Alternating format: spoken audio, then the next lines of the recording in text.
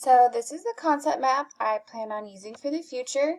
So we go ahead and start out with some models and frame of references. Go to the top. Everything is color coordinated and is boxed so I can tell what information belongs with what. So we have the occupational adaptation, occupational behavior, PEOP, proprioceptive neuromuscular facilitation, psychoanalytic, rehabilitative, spatiotemporal, sensory integration, MDT, model of human occupation, ecology of human performance, developmental, contemporary task-oriented, cognitive disabilities, cognitive behavior therapy, COPM, biomechanical, and behavioral.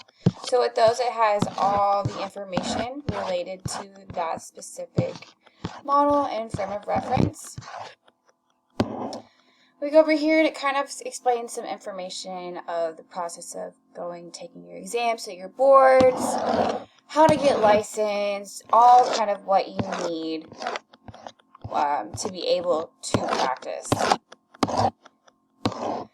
Over here, we kind of have some prep information for exam day, just to make sure you're prepared. And then just different things to help with the test. So different little tips and tricks.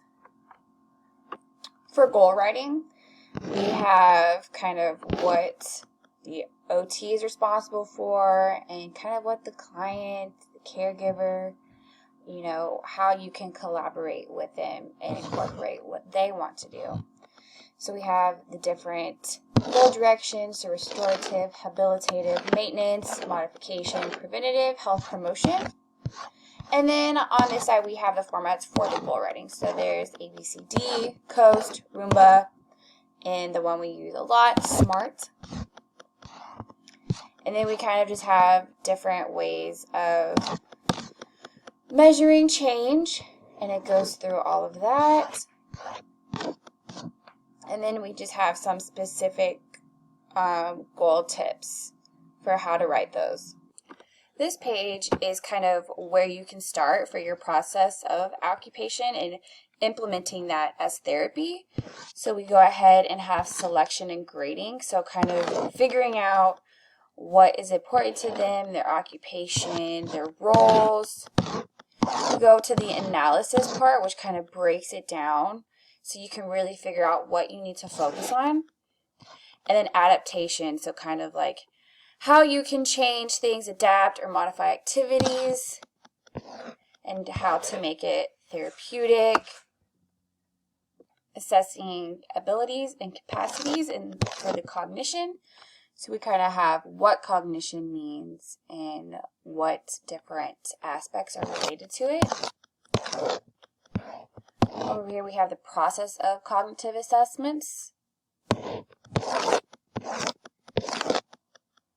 And then primary cognitive operations. So just different things that are related to cognition, like attention, memories, executive abilities, and self-awareness. We're going to go back to the top. Over here we have optimizing cognitive performance. So what is cognitive rehabilitation? Concepts and methods, so it breaks it down into like the approaches, different techniques to use. So here we have more approaches, so like skill, task, habit training, and strategy training. And it goes into cognitive stimulation and process specific. We're going to go back up. We have evaluation and treatment. So kind of the introduction, like what to consider before you start, models that you can base your practice off of, appropriate assessments, and managing cognitive dysfunction that limits occupational performance, so assessments and interventions that go along with that. And different models and what each model has with it. We have how you can assess or how you can look at attention deficits, memory deficits, and executive function. We're going to go ahead and move on to vision and visual processing. So it kind of describes what low vision is, visual impairments, so different diagnoses and the definitions with those and what they look like. We have OT interventions, so strategies, adaptations, visual skills training. Now we have the visual impairments that are a result of neurological conditions. So we have things that can go with that, so visual complications, visual scanning, and compensatory strategies. And it shows what they look like and kind of examples of some adaptations. Ocular motor dysfunction and what we can do for that. And for the unilateral neglect, different things we can do for that as well. Here, so for visual attention, we have eye alignment, visual search, inattention, and unilateral neglect. So it kind of breaks it down from each one. Next, we have motor planning and motor performance. So on the left-hand side, it has basically the history and what different treatment approaches and kind of what they are and how they got started and their purpose of them. We're going to scroll down. And over here it kind of has different some diagnoses you'll see, like apraxia,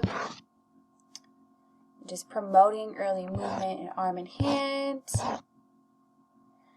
what to do for pelvic trunk alignment and mobility, spasticity, kind of gait, functional mobility, and moving in the bed.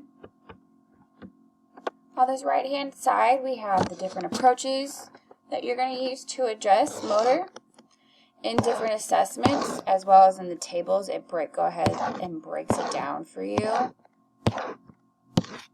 So we have all of those. Everything is in its own box, so you can kind of see what belongs to what topic. On this left-hand side, we have assessing abilities and capacities in regards to sensation. So we're going to start at the top, kind of like the role and how everything works in the body, the purpose, neurophysiological foundations, so like as to kind of why things are the way they are. And if you go down, it further explains peripheral nerve injury and like the distributions. Go to spinal cord injury and cortical injury. And then we kind of move on to some evaluation techniques, recording the assessments, choosing the evaluation, some tips and tricks like things to remember and choosing an intervention strategy. We also have compensation for impaired or absent protective sensation, so what we can do for that. We have sensory training and desensitization. On the right-hand side, we have evaluation and intervention of specific perceptual impairments, so like right-left discrimination, visual spatial perception disorders, and then it goes down and breaks them all up, what those mean. Tactile perception disorders and motor perception disorders. On this left-hand side, we also have assessing abilities and capacities in regards to strength, endurance, edema, range of motion.